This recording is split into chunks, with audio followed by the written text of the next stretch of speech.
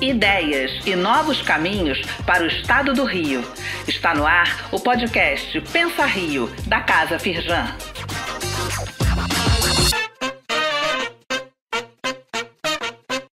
Olá, bem-vindos ao Pensa Rio. Eu sou Nathani Borges, jornalista e especialista de projetos na Casa Firjan e apresento esse podcast com debates entre academia, sociedade civil, empresas e governo. Aqui no Pensa Rio, eu e José Luiz Alqueres, que é presidente do Conselho Estratégico da Casa Firjan e também o curador desse podcast, ouvimos especialistas, pensadores, empresários e gestores públicos para que possamos juntos traçar novos caminhos e alternativas para o desenvolvimento do Rio.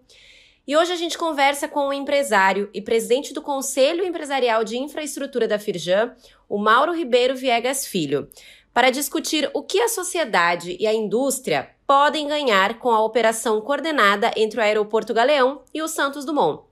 E para a gente começar essa conversa, a palavra está com você, Alqueres. Obrigado, Nathani. Muito bem-vindo, meu querido Mauro. É um prazer tê-lo aqui e dividir com tantos ouvintes nossos os seus conhecimentos, que são preciosos, sobre esse tema de hoje. O Rio de Janeiro, né? Nós todos sabemos, desde que a cidade foi fundada e que depois, por méritos geográficos e da sua população industriosa, sempre foi considerada a entrada do Brasil. Era um porto maravilhoso, condições naturais, a Baía de Guanabara, e ela manteve-se assim depois como a grande, não é, o grande hub, a grande coordenadora, vamos dizer assim, não só das conexões do Brasil com o resto do mundo, como com as conexões entre as diversas rotas aéreas, ferroviárias, rodoviárias do Brasil. É lógico que quando a capital mudou para Brasília, evidentemente o marco zero das estradas passou para lá, mas realmente o conceito assim de centralidade de toda a infraestrutura logística sempre foi o Rio de Janeiro. E o Rio de Janeiro assim desenvolveu, nos bons tempos, na cidade do Rio, o aeroporto Santos Dumont, que tem o nome do pioneiro da aviação, e que com o tempo foi adquirindo assim uma vocação de linhas domésticas, e o aeroporto do Galeão, que tinha uma pista mais comprida, então servia para as rotas internacionais. Isso tudo acabou mudando um pouco, toda essa dinâmica dos aviões, da tecnologia, podem usar pistas mais curtas, mas, por outro lado, aeroportos no centro da cidade costumam ter uma vocação mais ali para o mundo de negócios e daquelas condições daquela cidade. E, durante algumas décadas, conviveram os dois aeroportos, cada um procurando assim uma linha de especialização. Em função eu diria, de problemas e incorreções nos editais de licitação originais para privatização, acabou se constituindo uma situação de competição, mas de competição suicida, quase que um mataria o outro, quando o Rio precisa dos dois, e mais do que isso, precisa que a cidade crie mais e mais condições de maior uso para os dois, que significa segurança pública, facilidade da interconexão entre eles, e, enfim, é sobre isso que nós vamos conversar com Mauro Viegas, que tem liderado com sucesso um esforço muito grande que exige um desgaste físico, um desgaste intelectual e um desgaste mesmo, eu vou dizer, de paciência extrema em lidar com interesses tão conflitantes como os que se jogam nessa arena. Interesses de companhias de aviação, interesses dos exploradores, enfim, do negócio de cargas e de tudo mais. Maurinho, conta para nós aí das suas atribulações e o que é que nós temos pela frente. Muito obrigado por esse convite de vir aqui conversar com você sobre esse tema, um tema bastante interessante, importante, que nesse momento está quase chegando a um ponto de ajuste final. Bom, vou, para contextualizar, vou começar aqui do programa de concessões de aeroportos que o governo passado, na verdade, começou com o governo Temer e passou para o governo Bolsonaro, e até a sexta rodada, até a quinta rodada, ia tudo muito bem, porque os aeroportos que estavam sendo objeto de concessão, serem concedidos, eram aeroportos de capitais, principalmente, a maioria, mas de cidades médias e até grandes, mas que só tinham um único aeroporto para fazer a concessão. Então, essas modelagens todas até essa rodada eram do modelo PMI, que é um modelo em que o governo coloca em licitação e quer receber o melhor preço de outorga, a melhor condição de arrecadação para o governo. E isso é muito bem, obrigado, sucesso absoluto.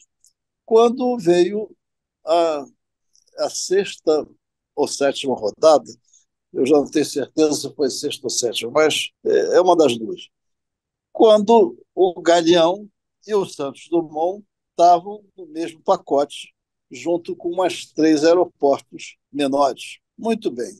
O que aconteceu? Nós entramos no circuito, porque isso foi lançado, se não me engano, em outubro de 2021, se não me engano, para uma licitação que ia acontecer no início de 2022. Quando nós reparamos, percebemos que o modelo da competição era exatamente igual às demais feitas pela SAC, que não prestou muita atenção ou não resolveu considerar que tínhamos aqui, primeiro, uma situação invertida de crescimento exagerado e mal organizado, mal planejado do aeroporto Santos Dumont, um aeroporto doméstico por natureza, e que já estava se tornando quase que um hub, entre parênteses, por conta de que exageraram na dose, e depois que ele foi reformado para a Copa do Mundo e os Jogos Olímpicos, ele chegou a números impressionantes. Bom, nós alertamos isso algumas vezes, indo a Brasília, e não surtia muito efeito, até que em janeiro de 2022, se não me falha a memória, por coincidência ou não, nós tomamos a iniciativa de fazer um artigo no jornal O Globo, em que assinamos até em conjunto, nós e a Associação Comercial, explicando e clamando por uma revisão daquele modelo imprestável para uma situação de uma cidade-estado que praticamente cabe em 2 aeroportos, mas com uma organização, uma administração que possa orientar, equilibrar e definir regras do jogo claras para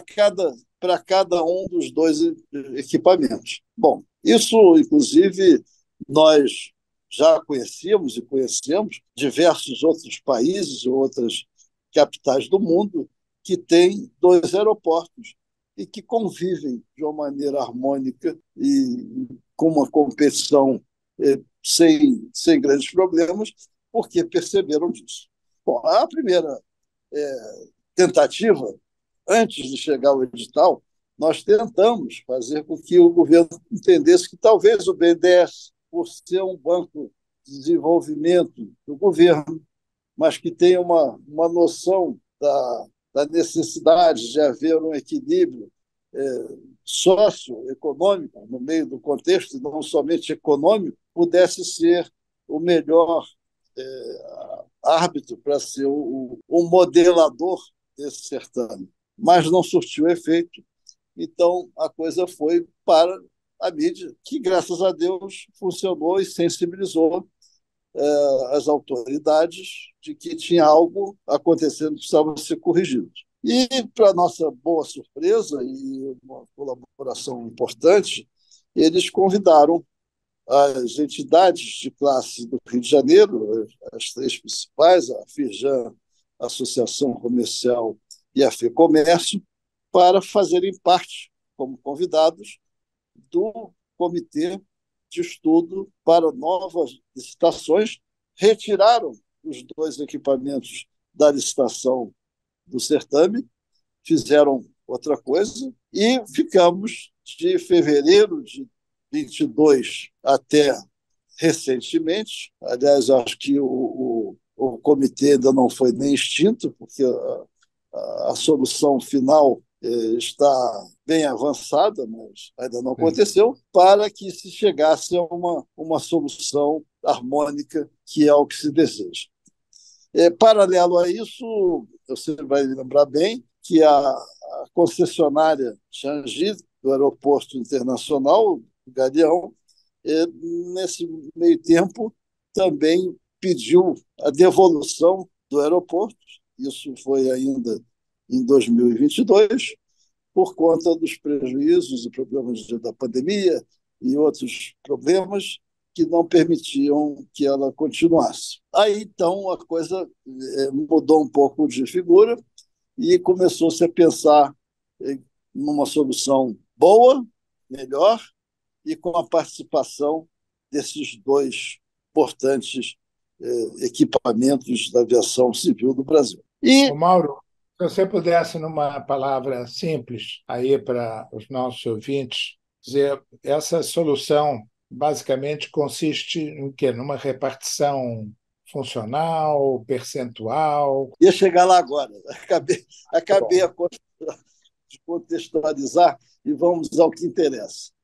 Desde o início, ficávamos discutindo que o Santos Dumont é um equipamento que não comporta mais do que números cabalísticos entre 6 e 7 milhões de passageiros anos, com conforto, com segurança, enfim, e sem exageros. E esse número ia lapidando para cá, para lá, e naquela ocasião isso estava em 9 milhões e meio, quase 10. Acho até que chegou a bater 10. Então, querendo uma solução rápida, o governo, no início desse ano, saltou em janeiro uma portaria que previa um número que chegou-se então a 6 milhões e 500, mais ou menos, mas considerando que só poderia ter voos até 400 quilômetros de distância do aeroporto Santos Dumont. Isso aí gerou uma polêmica, porque há uma controvérsia, mas uma importante situação de não ser algo constitucional, não é legalmente algo que se sustente. E depois, então, de alguns meses, o que aconteceu agora foi uma mudança, a limitação, número máximo de passageiros ano em 6 milhões e meio. Isto a vigorar a partir de janeiro de 2024. Com isso, então, há uma coisa mais sensata, poderão ter outras cidades servidas, como, por exemplo, Vitória e Brasília. Brasília está a 1.500 quilômetros de distância, mas é a capital federal e há um interesse muito grande que seja, porque é mais conveniente para todos. Então, essa é a posição hoje, essa posição ela deve ser seguida.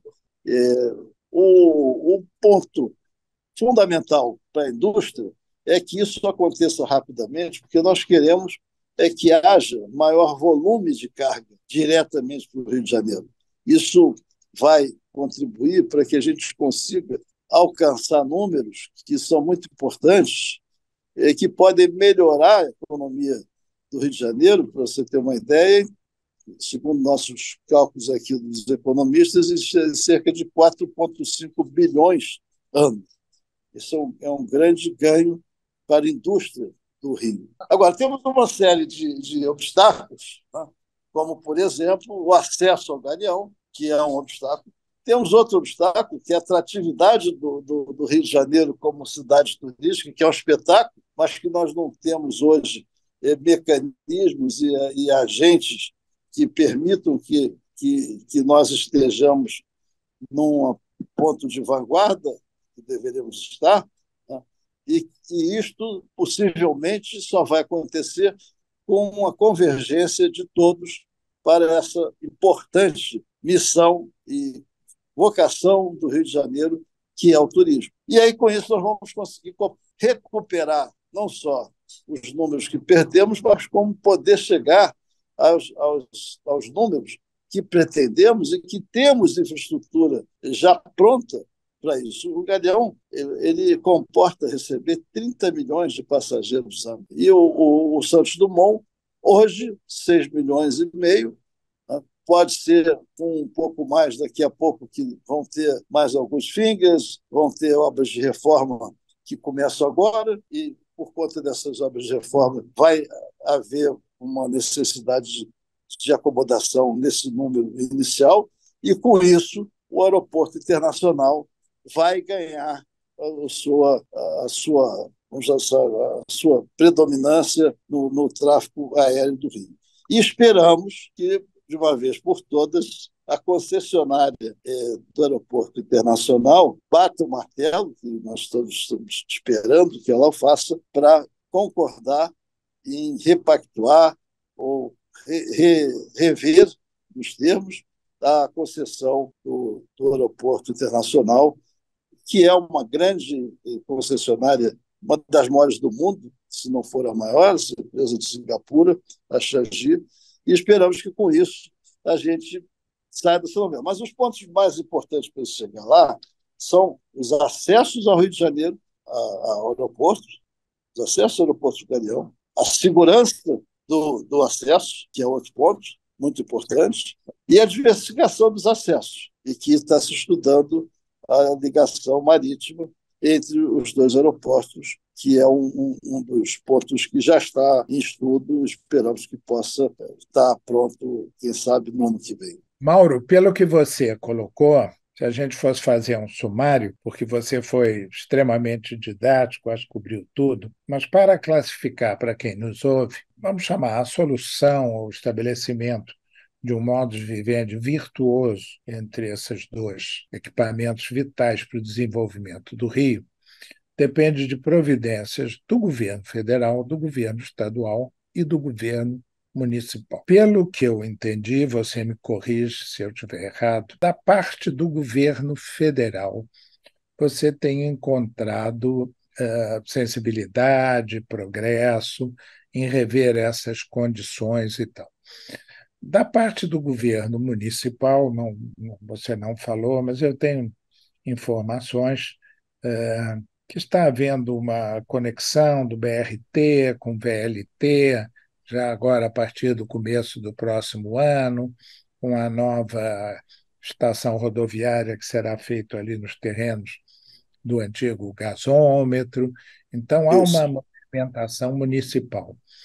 Agora, a parte do governo estadual é que eu acho que tem um grande enigma, que é a questão da segurança e a questão do transporte hidroviário, vamos chamar assim, na Bahia. É isso mesmo? Eu entendi bem?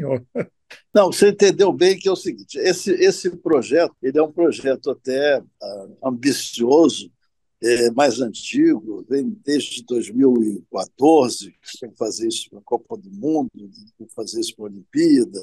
Inclusive, você vai se lembrar que tinha uma alternativa de ligação da Barra, da Tijuca, com e isso não ficava em pé. Teve até aqui na Firjan, no nosso conselho, fazendo uma apresentação do projeto deles. Esse projeto ele está com cara de que pode ir em frente. Existe apoio, como você bem falou, da prefeitura até para que isso possa acontecer. O Estado tem essa responsabilidade, é importante que se diga que está empenhado também em fazer com que a segurança pública, principalmente o acesso à linha vermelha e outros acessos possam estar mais rigorosos para que tenha uma segurança da Secretaria de Segurança Pública para que isso aconteça. Quer dizer, nós estamos empenhados, viu? Nós aqui, quando eu falo nós, é a Firjan e as entidades privadas fazendo reuniões e cobrando dessa turma que se sensibilize e esperamos que isso aconteça. Quer dizer, nós vamos ter agora, a partir de janeiro, né, a hora da verdade. A hora da verdade significa que os voos para o Galeão, que já estão, se você já estão sensivelmente incrementados, e a tendência é que no primeiro trimestre em diante comece a acontecer maiores incrementos de voos domésticos e voos internacionais novos de empresas novas, que é o caso, por exemplo, da companhia italiana que vai começar a voar para o Brasil, a United e outras americanas. Então, já se sente um certo impacto de que estão acreditando, e com isso nós temos o dever de estar cobrando do Estado, do município e do governo federal essas providências. Mas todos os três hoje estão empenhados e alinhados em fazer com que isso aconteça. Eu te cumprimento pela liderança que você conseguiu colocar essas forças vivas, Firjan, Associação, FEComércio, alinhadas, o que em si já é uma conquista não desprezível. Agora, deixa eu perguntar à Natane, que conduz aqui pelo lado jornalístico essa entrevista e tem as perguntas do público. Isso, Natane, vou fazer aqui. Vamos lá.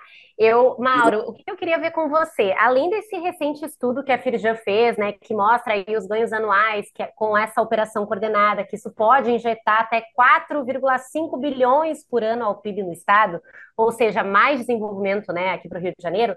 Como é que a gente pode mostrar para aquele usuário comum, né, que pega voo doméstico, que vai, enfim, para outros estados e que vai ter que se deslocar um pouco mais até o Galeão, pegar um trânsito bem maior até o Galeão, como é que a gente pode mostrar para ele que isso também é vantajoso, que isso também é importante? Pois é, eu acho, viu, Natália, que é uma questão de fazer divulgação do que está acontecendo e de mais e mais e comprovação. Quer dizer, nós vamos ter aí, em breve, a inauguração desse hubzinho ali de logística da Avenida Brasil, do BRT com o VLT.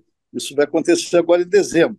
Então, quer dizer, são determinadas ações que estão por vir de acontecer. Essas convergências, essas coincidências vão ajudar a que isso aconteça, e jornalistas como você e outros vão fazer essa divulgação, se Deus quiser, para que a gente consiga, sim, chegar lá. Eu espero que você seja uma contribuinte de carteirinha nesse processo. Com certeza. E tem também a questão da segurança, né? Porque um aeroporto que está ali operando com acima da sua capacidade, obviamente que, ainda bem que até agora não deu nenhum problema, né? Mas sabe-se lá o que poderia acontecer se continuasse.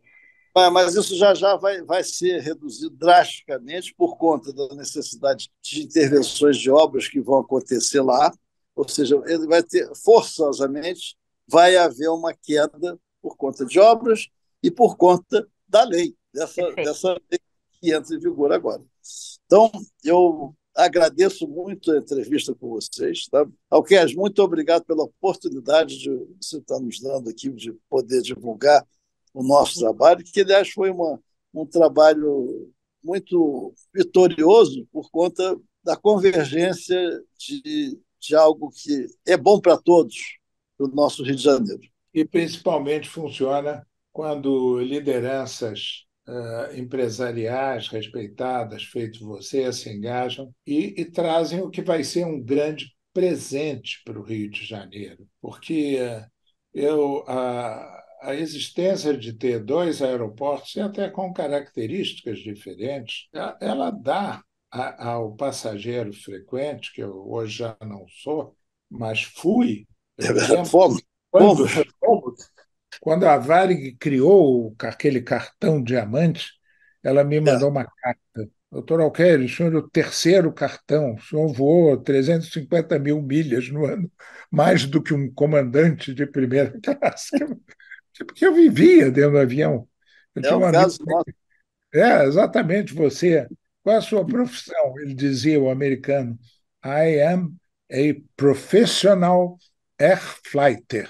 Eu sou um viajante de avião profissional, que era de reunião, escrevia carta e tudo. Mas, Mauro, eu sei que você está em cima da hora. Foi uma alegria você ter conseguido essa brecha. Muito obrigado, Natane. Você, então, despeça-se aí dos nossos ouvintes. Eu já deixo um abraço enorme para o Mauro. Muito obrigado, Alqueres, muito obrigado, Natane. Agradeço muito. Então, eu queria agradecer muito a presença de vocês. Essa foi mais uma edição do Pensar Rio. A gente sempre recebe perguntas, críticas e sugestões aqui para o podcast. Então, se você que está nos ouvindo em casa tem algum tema para a gente sugerir por aqui, pode enviar para casafirjan@firjan.com.br com o assunto Pensar Rio, ou ainda acessar o Instagram, @casafirjan, onde você pode conferir toda a agenda de conteúdos da casa. Muito obrigada e até a próxima edição.